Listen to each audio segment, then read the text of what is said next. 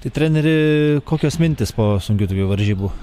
Tai varžybos tikrai nelengvos. Mintis tokios, kad bangomis žaidėm labai gerai. Pirmos mintis, kad mažumoj iš 3-4 mažumų prasileidom 3 įvarčius. Reikia šitą vietą akcentuoti labiau ir, aišku, testuojam mes ir dirbam.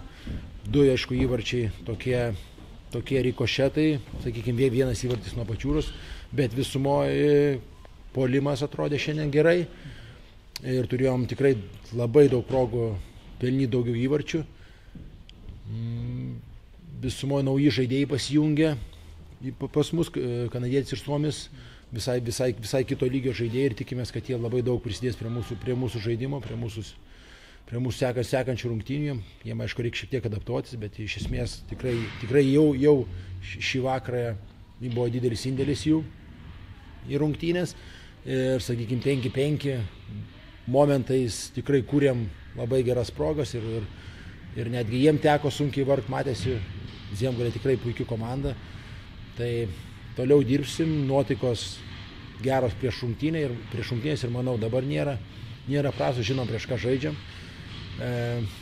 Emociškai galbūt reikėtų stabiliau laikytis, kai užspaudžia, ramiau gintis, bet iš esmės neblogai.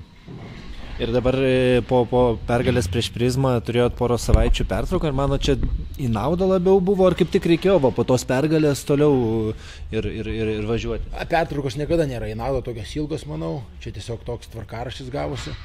Norėtųsi savaitę, ten daug dievė 10, o čia gausi 2,5 savaitės.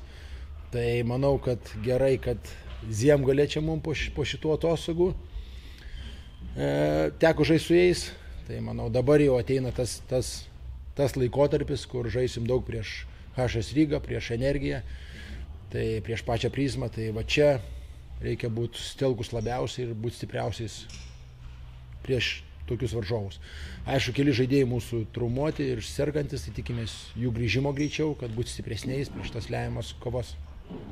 Ir HS Ryga, nors iš rungtynių su Latvijos ir Estijos ekipom neatrodė stipri, tačiau prieš Energiją iš 3 varžybų laimėjo 2.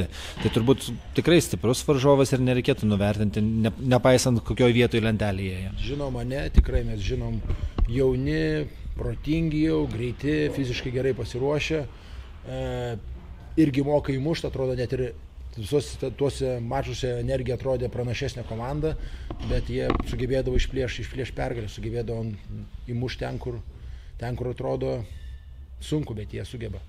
Tai mes jiems ruošiamės atitinkamai. Ačiū, sėkmės.